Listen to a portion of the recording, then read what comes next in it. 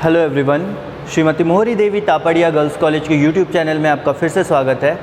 हम वैसे बैक्टीरियाज़ के बारे में पढ़ रहे थे जो मेडिकली थोड़ी इंपॉर्टेंट है, या फिर ये देखा जाए इस चैप्टर में हम उन बैक्टीरियाज़ के बारे में पढ़ रहे हैं जिनका कोई पैथोजेनिक इफेक्ट होता है जो डिजीज़ कॉज करते हैं। हमने सबसे पहले माइक्रोकोकस बैक्टीरिया पढ़ा, सेकंड हमने स्टार्ट किया स्टेफाइलोकोकस बैक्टीरिया।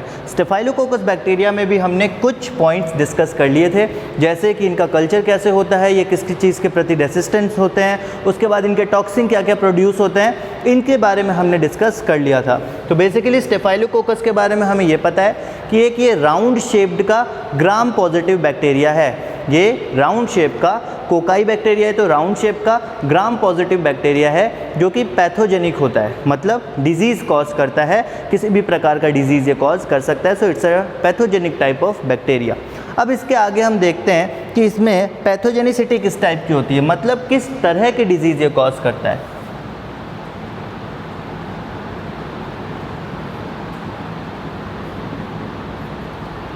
इसके पैथोजेनिसिटी के बारे में हम देखेंगे किस टाइप के डिजीज़ कॉज करता है। तो यहाँ पे अब देखें तो इसका एक पर्टिकुलर स्पीशीज़, पर्टिकुलर स्ट्रेन है staphylococcus aureus. Staphylococcus aureus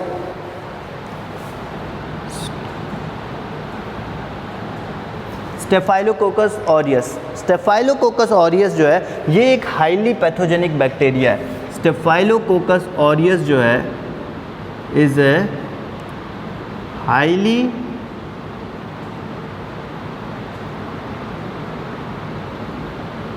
pathogenic bacteria. It's a highly pathogenic bacteria staphylococcus aureus. Okay, उसके आगे अपन देखते हैं यहाँ पे ये जो बैक्टीरिया है हाईली पैथोजेनिक है, मतलब कई सारे प्रकार के इन्फेक्शन और डिजीज़ ये कॉज करता है स्टेफाइलोकोकस ऑरियस। ओके, उसके बाद अपन देखते हैं it has an extraordinary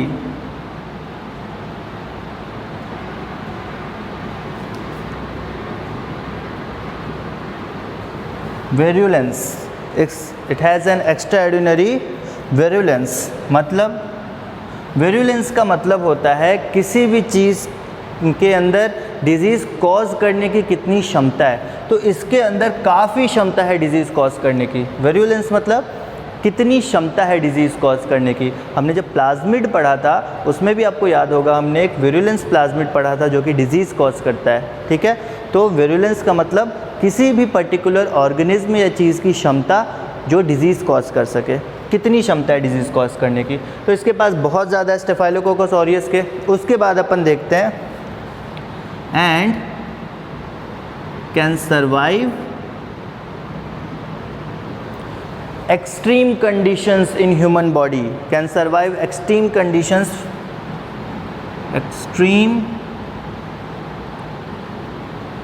conditions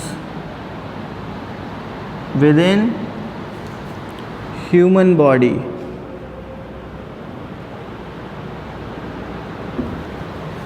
So staphylococcus aureus एक हाईली पैथोजेनिक बैक्टीरिया है जो कि एक विरुलेंस, मतलब इसके अंदर बहुत ज़्यादा कैपेबिलिटी होती है डिजीज़ कॉज करने की, इन्फेक्शन कॉज करने की, और ह्यूमन बॉडी में बहुत एक्सट्रीम, बहुत ही हार्श कंडीशन पे भी ये सर्वाइव कर जाता है ह्यूमन बॉडी के अंदर। ठीक है, हमने देखा था स्टेफाइलोकोकस बैक्टीरिया का जो ग्रोथ था वो कहाँ से कहाँ तक था, 20 डिग्री सेल्सियस से अप्रॉक्स 40 डिग्री रूम टेम्परेचर पे सबसे ज़्यादा ग्रो करता था। अपने अंदर का टेम्परेचर उसी के बीच का है, तो इसके बीच का जो टेम्परेचर है इसलिए काफ़ी अच्छे से वहाँ पे ग्रो कर जाता है। ठीक है, सो स्टेफाइलोकोकस बैक्टीरिया भी जो है वो इस तरह से ग्रो कर जाता है ह्यूमन बॉडी में और बहुत ज़्यादा रेसिस्टेंट होता है ह्यूमन बॉडी के प्रति और इसमें रह सकता है।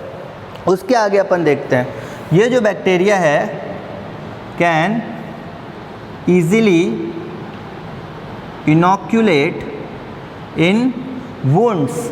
घाव कहीं होते हैं तो उसके अंदर ये इन ओपन वुंड्स, तो कहीं भी घाव होगा, कोई भी ओपन पार्ट होगा शरीर का, तो ये वहाँ से इनोक्यूलेट होकर अपने आप को अंदर इंजेक्ट कर लेंगे, ट्रांसफ़र कर लेंगे और वहाँ डिजीज़ कॉज करेंगे।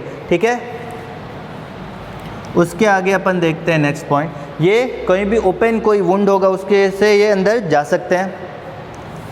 अब उसके बाद अपन देखते हैं कि कई सरफेसेस हैं मतलब बॉडी के अंदर। अब ये जो चले जाएंगे ये पे वुंड्स के अंदर, ये स्किन के अंदर चले जाएंगे, म्यूकोसल लेयर्स में चले जाएंगे। तो जो वैसे लेयर्स या वैसे जो पार्ट्स हैं जो सबसे ज़्यादा या फिर जहाँ पे जाके ये सबसे ज़्यादा रहते हैं बॉडी के अंदर जाते हैं और शरीर में जिस जगहों को ये पसंद करते हैं, उसमें आप देख लो nose,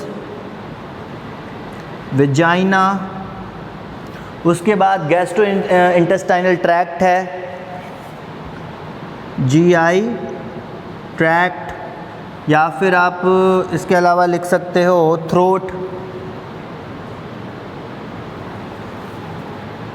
vagina, nose, vagina, gastrointestinal tract और थ्रोट। यहाँ पे ये बेसिकली पाए जाएंगे अगर शरीर में ये अंदर चले जाएंगे, एंट्री कर जाएंगे। तो उसके बाद अपन देखते हैं कि दे कैन कॉज,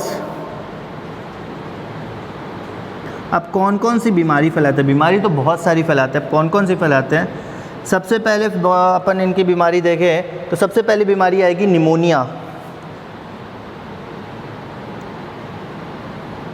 निमोनिया आपको आज पता है लंग्स में बहुत ज़्यादा सांस लेने में तकलीफ़ होने लगेगी अगर आपको निमोनिया होता है। और अभी कोरोना का टाइम चल रहा है तो निमोनिया के बारे में कई लोगों ने सुन भी लिया होगा, जिनको नहीं पता होगा इसके बारे में कि इसके जो निमोनिया से रिलेटेड दवाइयाँ हैं वो भी कोरोना पेशेंट को दी जा रही है ताकि उनको जो सांस लेने में डिफ़िकल्टी होती है और जो लंग्स से रिलेटेड प्रॉब्लम होती है वो ठीक हो सके। उसके आगे अपन देखते हैं साइकोसिस। साइकोसिस एक बीमारी है, दरअसल ये एक तरह से मेंटल इलनेस है। ये जो है ये एक तरह से मेंटल डिसऑर्डर या डिजीज़ है। कई तरह के मेंटल प्रॉब्लम्स यहाँ पे होती है। कंसंट्रेशन आपका ख़त्म हो जाता है, किसी पर्टिकुलर चीज़ से इंटरेस्ट ख़त्म हो जाता है। कई सारी ऐसी चीज़ें जो साइकोसिस में बॉडी को इफ़ेक्ट करती है या फिर ब्रेन को इफ़ेक्ट करती है। ठीक है, न्यूमोनिया हो गया, साइकोसिस हो गया, ओस्टियोमाइसिटीज़ हो गया, ऑस्टियोमाइलिटीज़ सॉरी, ऑस्टियोमाइलिटीज़ में देखा जाए तो बोन में इन्फ्लामेशन हो जाता है।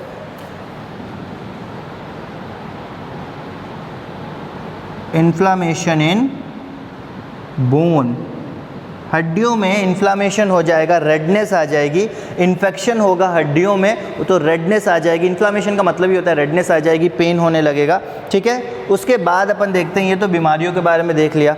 आगे अपन चलते हैं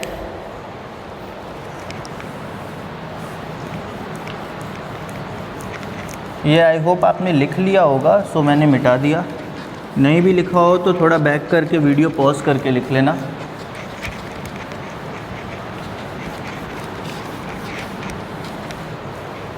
नेक्स्ट पॉइंट हम देखते हैं कि कई सारे स्किन इन्फेक्शन भी कॉज करता है एस ऑरियस, स्टेफाइलोकोकस ऑरियस कई प्रकार के स्किन इन्फेक्शन भी कॉज करता है।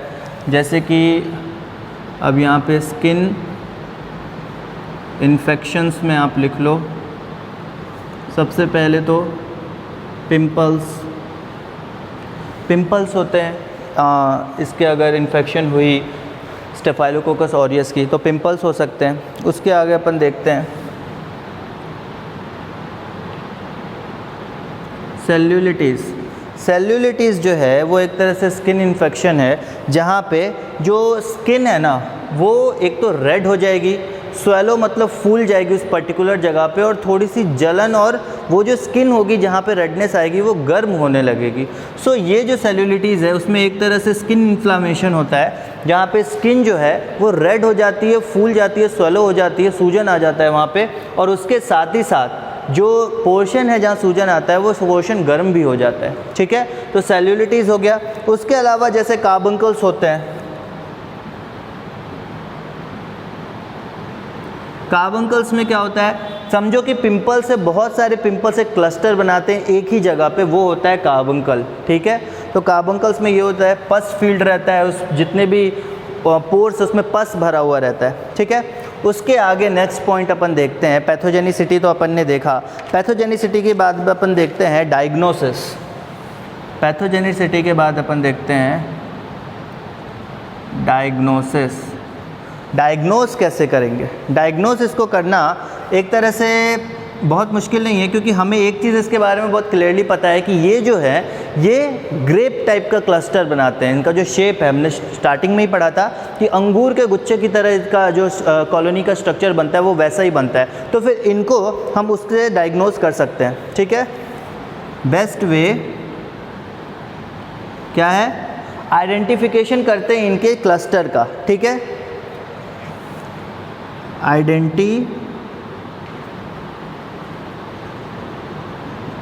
आइडेंटिफिकेशन ऑफ ग्रुप लिख लो, या फिर identification of shape of these bacteria as they appear as cluster के रूप में आते हैं, या फिर बंचेस ऑफ ग्रेप्स, या फिर देखो तो बंचेस ऑफ ग्रेप्स। तो इनको आइडेंटिफाई करना मतलब कि आसान है। उसके बाद चूँकि ये ग्राम पॉजिटिव बैक्टीरिया, एक चीज़ याद रखना, ये ग्राम पॉजिटिव बैक्टीरिया, तो ग्राम स्टेनिंग के थ्रू भी इनको हम आइडेंटिफाई कर सकते हैं, ओके। और चूँकि ये ग्राम पॉजिटिव बैक्टीरिया होते हैं तो ग्राम स्टेनिंग के थ्रू भी इनको आइडेंटिफाई किया जा सकता है, ठीक है। एज दे आर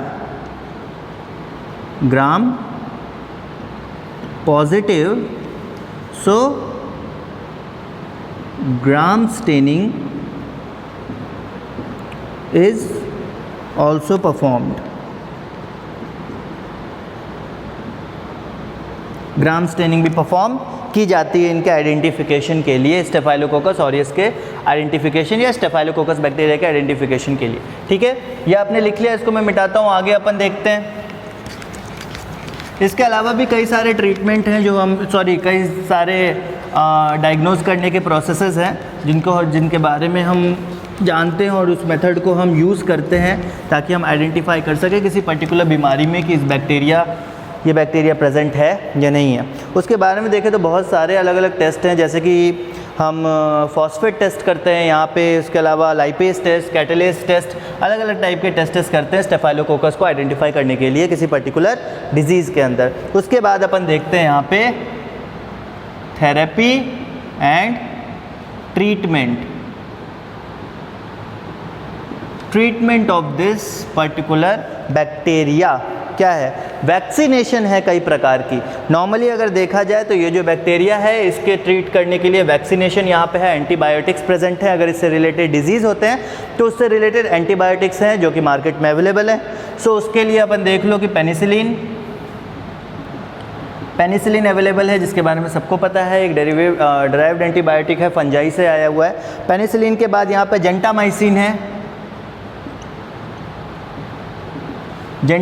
अवेलेबल है, और उसके बाद अपन के यहाँ पे अवेलेबल है वैंकोमाइसिन।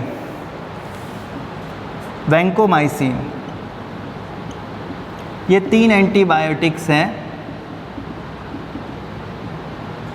जो कि अवेलेबल हैं इस पर्टिकुलर बैक्टीरिया के लिए, या इस पर्टिकुलर बैक्टीरिया से अगर डिजीज़ होता है तो उसके प्रति ये फाइट करते हैं, या फिर इसके प्रति अपने अंदर जो भी ठीक करना होता है, डिजीज़ जो ट्रीट करना होता है, वो ये बैक्टीरिया ये वैक्सीन्स करते हैं, ओके।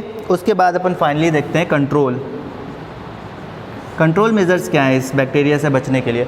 सबसे पहली बात, ये जो बैक्टीरिया ये ह्यूमन टू ह्यूमन फैलता है। ह्यूमन टू ह्यूमन मतलब ह्यूमन टू ह्यूमन टच होता है, ह्यूमन टू ह्यूमन अगर इंटरेक्शन होता है, एक दूसरे को हम टच करते हैं, जैसे कोरोना वायरस के केस में हो रहा है। हम बोल रहे हैं ना कि ह्यूमन टू ह्यूमन फैल रहा है, basically coronavirus human to human अगर देखा जाए तो वैसे नहीं फैलता, क्योंकि कोरोना वायरस आपके हाथ पैर कहीं हो सकता है प्रेजेंट हो, बट उसका सोर्स क्या है, वो तो आपके शरीर के अंदर से आ रहा है। तो सोर्स शरीर के अंदर से वो हो सकता है कि जो ड्रॉपलेट्स है वो आपके हाथ पे, पैर पे, कहीं पे बॉडी पे हो, और अब वो किसी और से टच करे तो उसके पास चले जाए और फिर वो अंदर चला जाए। तो ये एक प्रोसेस हो सकता है अंदर जाने का। तो वैसे ही यहाँ पे है कि अगर ह्यूमन टू ह्यूमन कांटेक्ट में आ रहा है तो ओपन वुंड होगा कहीं, चाहे आईज, नोज, ईयर्स, किसी के माध्यम से अगर शरीर के अंदर चला जाए तब जाके ये हार्मफुल हो सकता है शरीर के लिए।